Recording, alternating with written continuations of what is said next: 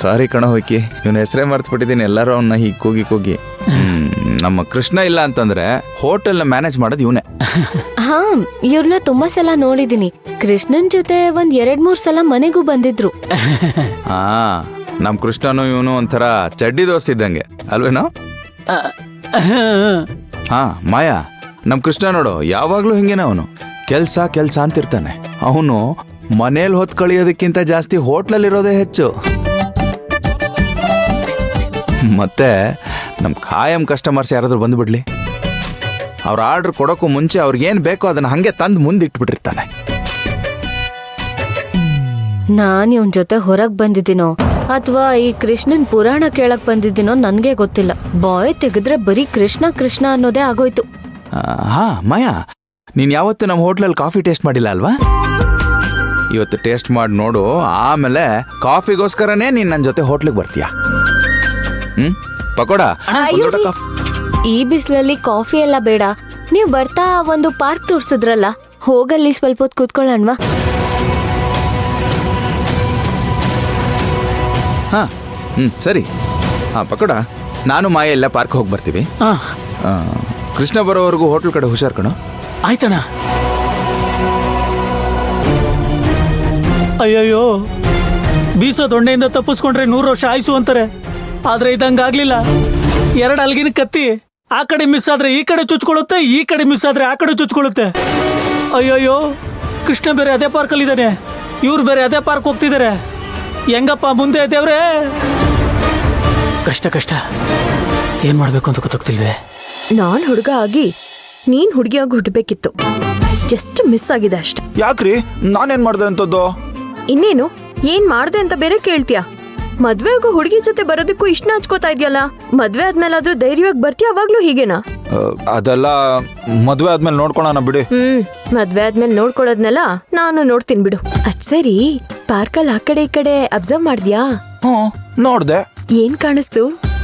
ಯಾರೋ ಇಬ್ರು ice cream ತಿಂತಾ ಇದ್ರು, ಇನ್ನಿಬ್ರು ಪಾಪ್ಕಾರ್ನ್ ತಿಂತಾ ಇದ್ರು, ಇನ್ ಕೆಲವೊಬ್ರು ಹರಟೆ ಹೊಡಿತಾ ಇದ್ರು. ಅದ್ರಲ್ಲೇನಿದೆ? ಅಯ್ಯೋ ನಿಂತಲೆ, ಅವರೆಲ್ಲ ಅವ್ರ ಹುಡುಗಿರ್ಗೆ ಪಾಪ್ಕಾರ್ನ್, ಐಸ್ ಕ್ರೀಮು, ಚಾಕ್ಲೇಟ್ ಎಲ್ಲ ಕೊಡಿಸ್ತಾ ಇದಾರೆ. ನೀನು ಇದ್ಯಾ? ಅಷ್ಟೇ ತಾನೇ, ನಾನೇನೇನೋ ಅನ್ಕೊಂಡ್ಬಿಟ್ಟಿದ್ದೆ. ಬನ್ರಿ, ಪಕ್ಕದಲ್ಲೇ ನಮ್ ಹೋಟ್ಲ್ ಇದೆ, ಏನ್ ಬೇಕೋ ಹೊಟ್ಟೆ ತುಂಬಾ ತಿನ್ನಿ. ಇವನಿಗೆ ಹೇಗಪ್ಪ ಹೇಳೋದು? ಈಗಿನ ಕಾಲದ ಹುಡುಗರಿಗೆ ಹೈಸ್ಕೂಲ್ ದಾಟೋದ್ರೊಳಗೆ 5 ಹುಡುಗಿರ್ ಕ್ರಶ್ ಇರ್ತಾರೆ. ಅಂತದ್ರಲ್ಲಿ ಇವನಿಗೆ ಇರೋ ಒಂದ್ ಹುಡುಗಿನ ಮೇಂಟೈನ್ ಮಾಡಕ್ ಬರ್ತಿಲ್ವಲ್ಲ.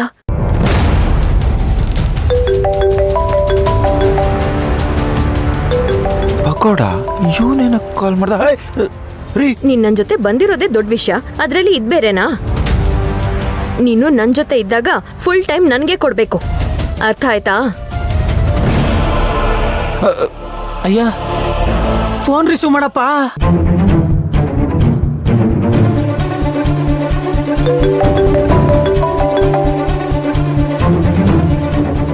ಕಳ್ಳನ್ ಮಗ, ಹುಡುಗಿ ಪಕ್ಕದಲ್ಲಿದ್ರೆ ಫೋನೇ ರಿಸೀವ್ ಮಾಡಲ್ಲ. ಏನ್ ಗುರು, ಅಣ್ಣ ಬೇರೆ ಅದೇ ಪಾರ್ಕ್ ಹೋಗ್ತಾವ್ರೆ, ಇವನ್ ಬೇರೆ ಅದೇ ಪಾರ್ಕಲ್ಲಿ ಇದ್ದಾನೆ. ಇವರೆಲ್ಲ ಸೇರ್ಕೊಂಡು ನನ್ನ ಜೀವ ಬೈಕ್ ಬರ್ಸ್ತಾರೋ ಏನೋ. ಥೂ, ನನ್ ಗ್ರಾಚಾರ್ವೇ. ಏನ್ ಮಾಡೋದೀಗ? ಮತ್ತೆ ಕಾಲ್ ಮಾಡ್ತಾ ಇದ್ದಾನೆ ಅಂದ್ರೆ ಏನೋ ಅರ್ಜೆಂಟ್ ವಿಷಯ ಇರ್ಬೇಕು. ಒಂದ್ಸಲ ಮಾತಾಡ್ತೀನಿ ಕೊಡ್ರಿ. ಇವ್ ಆಡ್ತಿರೋದ್ ನೋಡ್ತಿದ್ರೆ ಇದು ಇಲ್ಲಿಂದ ತಪ್ಪಿಸ್ಕೊಳಕ್ ಮಾಡ್ತಿರೋ ನಾಟಕ ತರ ಇದೆ. ನಾನ್ ಇದನ್ನೆಲ್ಲ ಎಷ್ಟು ನೋಡಿಲ್ಲ. ಈ ಡ್ರಾಮಾ ಎಲ್ಲ ನನ್ನ ಹತ್ರ ವರ್ಕೌಟ್ ಆಗಲ್ಲ. ನಾವಿಲ್ಲಿಂದ ಹೋಗೋವರೆಗೂ ಈ ಫೋನ್ ನನ್ ಕೈಯಲ್ಲೇ ಇರ್ಬೇಕು. ಮತ್ತೆ ಕಾಲ್ ಮಾಡ್ತಾ ಇದ್ದಾನೆ ಅಂದ್ರೆ ಏನೋ ಆಗಿರ್ಬೇಕು. ಅಯ್ಯೋ, ನಾನ್ ನಿನ್ ಜೊತೆ ಇದ್ದೀನಿ ಅಂದ್ಮೇಲೆ ನಿನ್ ಫುಲ್ ಟೈಮ್ ಮತ್ತೆ ಅಟೆನ್ಷನ್ ನನ್ ಮೇಲೆ ಇರ್ಬೇಕು. ನಿನ್ ದಿನ ನಿನ್ ಫ್ರೆಂಡಿಗೆ ಕೊಡೋ ಟೈಮಲ್ಲಿ ಒಂದಿನಾನು ನನಗ್ ಕೊಡಕ್ಕಾಗಲ್ವಾ? ನೀನು ಬರೀ ಗುಡ್ ಬಾಯ್ ಅಷ್ಟೆ. ಲವರ್ ಬಾಯ್ ಹೇಗಿರ್ಬೇಕು ಅಂತ ನಾನ್ ಹೇಳ್ತೀನಿ, ಕೇಳಿಸ್ಕೊ. ಲವರ್ಗೆ ಯಾವಾಗ್ಲೂ ಟೈಮ್ ಕೊಡ್ಬೇಕು. ಅವ್ರ ಏನೂ ಮಾತಾಡ್ಲಿಲ್ಲ ಅಂದ್ರೂ ಅವ್ರ ಮನ್ಸಲ್ಲಿ ಏನಿದೆ ಅಂತ ತಿಳ್ಕೊಬೇಕು. ಮತ್ತೆ ಅವ್ರ ಫೀಲಿಂಗ್ಸ್ಗೆ ರೆಸ್ಪೆಕ್ಟ್ ಕೊಡ್ಬೇಕು.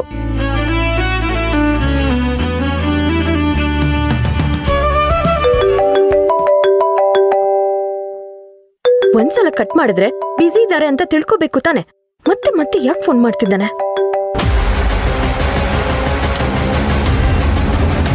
ಮತ್ತೆ ಫೋನ್ ಕಟ್ ಮಾಡ್ತಾವನಲ್ಲ.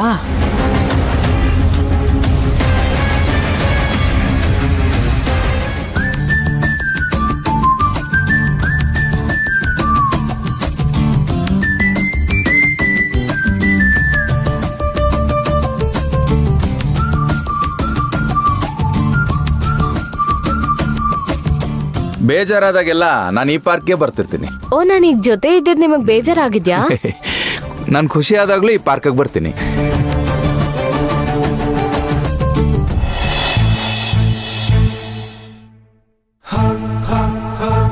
ನಾನ್ ನಿನ್ಗಿವತ್ತು ಲವ್ ಮಾಡೋದನ್ನ ಹೇಳ್ಕೊಡ್ತೀನಿ. ಅದ್ರ ಮೊದಲನೇ ಪಾಠ ನೀನ್ ನನ್ ಕಣ್ಣಲ್ಲಿ ಕಣ್ಣಿಟ್ ನೋಡ್ಬೇಕು. ಕಣ್ಣಲ್ಲಿ ಕಣ್ಣಿಟ್ ನೋಡು ಅಂದ್ರೆ ಆ ಕಡೆ ನೋಡ್ತಿದ್ಯಲ್ಲ, ಇಲ್ಲಿ ನೋಡು.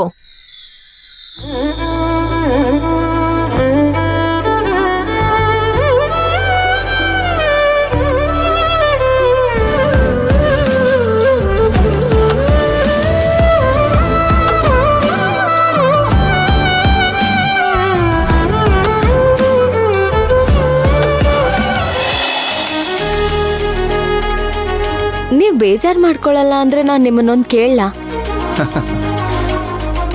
ನಾನು ಯಾಕೆ ಬೇಜಾರು ಮಾಡ್ಕೊಳ್ಳಿ? ಒಂದೇನು 100 ವಿಷಯ ಕೇಳು. ನೀವ್ ನನ್ನನ್ ನೋಡೋಕ್ಕಿಂತ ಮುಂಚೆ ವಂಶಿನ ನೋಡಿದ್ರಂತೆ. ಅವಳು ನಿಮ್ಮನ್ ರಿಜೆಕ್ಟ್ ಮಾಡಿದ್ಲಂತೆ, ನಿಜಾನಾ?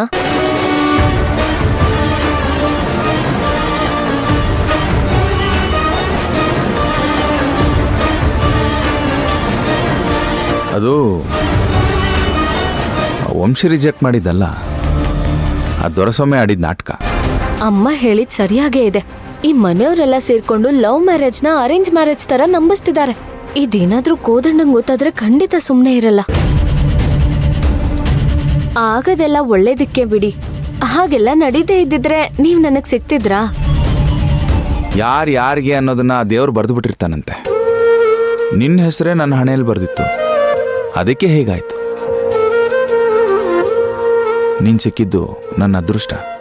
ನಾನು ಕೂಡ ನಿಮ್ಮಂತ ಗಂಡನ್ನ ಪಡೆಯಕ್ಕೆ 7 ಜನ್ಮದ ಪುಣ್ಯ ಮಾಡಿದ್ದೆ ಅನ್ಸುತ್ತೆ.